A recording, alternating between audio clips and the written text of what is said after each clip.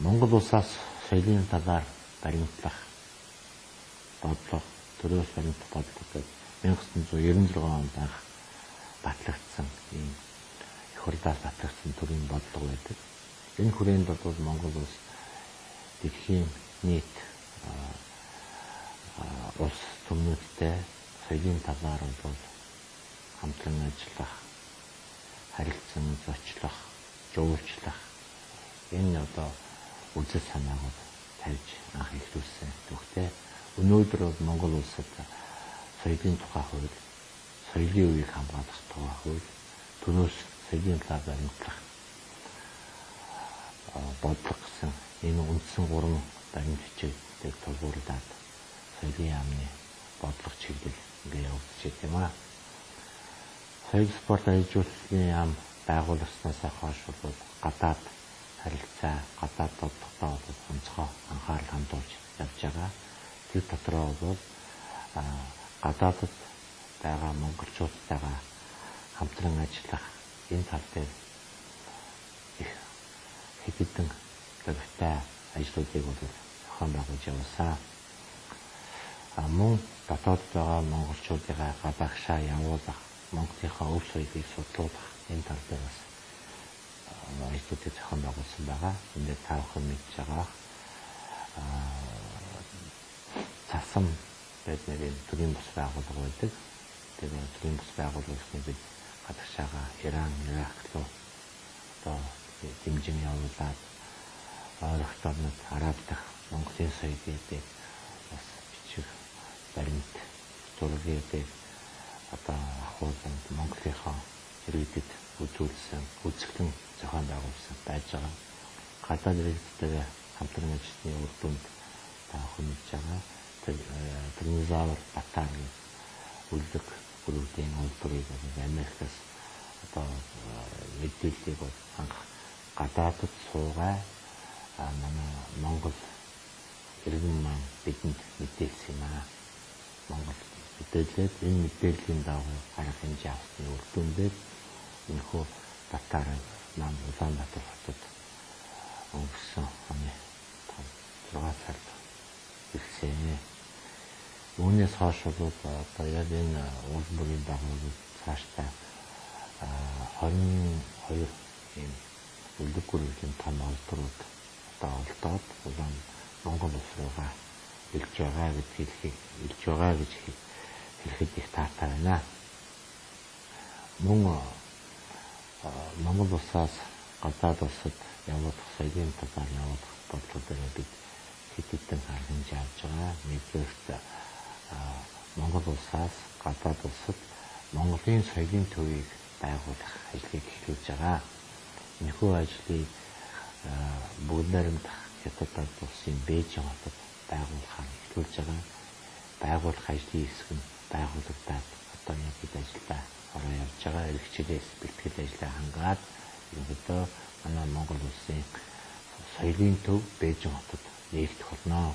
Энэхүү соёлын төв нээгдснээрээ гадаадд байгаа монголчуудыгаа өөрчлүүлэх, мөн гадаадд Монгол улсыгаа сурталчлах ийм арга хэмжээг явуулах болно. Энэхүү соёлын төв нь бол зөвхөн Бээжин бол эхлэл өгөөд цаашдаа бид охин бол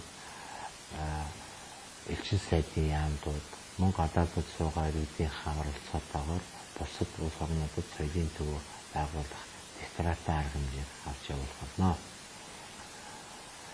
Мөн яамны зүгээс нэг авч хэрэгжүүлж байгаа арга хэмжээ бол Монгол соёл судлалын төрийг байгуулахаар болж байгаа. Энэхүү Монгол соёл судлалын төв байгуулснараа гадаадд байгаа Монголын соёлын өвүүдийг судлах, цаашдаа тэдгээрийг бол Монгол улстай авчилж болохгүйгийнх нь хуулбар, зургийг авчирч эх орондоо үзүүлэх, ерөнхийдөө Монголынхаа соёлын түүхийг эх орондоо авчирч иргэдэд үзүүлэх, өөрсдийнх нь түүхийг бас ард түмэд мэдрүүлэхэд бас чухал ач холбогдолтой гэж үзэн энэ арга хэмжээг бид авч байгаа. Монгол соёл судлалын төв маань бас 2014 онд байгуулагдаад үйл ажиллагаа эхэлнэ.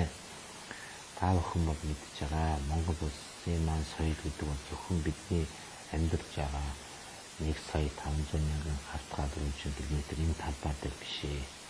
Ерөөсөө Ази, Европыг холбосон маш их газар нутаг дээр тархсан байдаг. Монголын холбогдолгүй тийм улс орн бол их ховор гэдэг юм лээ. Тэр нь Америкт бол Монголын соёлтой холбоотой маш их олдурууд соёлын өвүүд байдаг, Европоор байдаг, ойролт орнууд, Арабын улсуудад, Орос, Хятад, Тайван, Солонгос, Япон гэх ерөөсөө Монголын түүх соёл очоогүй газрууд их ороо. Тийм учраас эдгээр нэгт монголчууд та бүхэндээ хандан уриалахад байгаа газраа Монголынхаа соёлын үеийг хайж, олж байгаа газраас нь бас бидэнтэй холбогдож хамтран судалгаа явуулж байхыг та бүхэнд уриалж байна.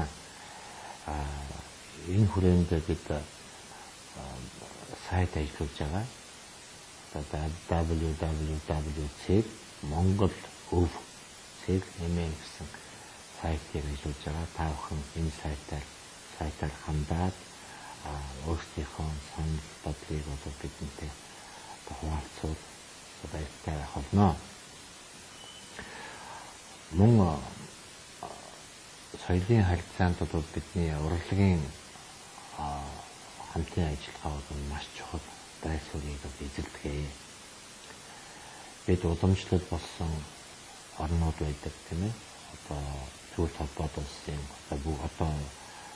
зөвхөн холбоод улсын багтжсэн бүгд найрамдах улсууд мөн Вьетнам, Лаос, Хойд Солонгос, Буучин ханд дотны харилцаатай байсан.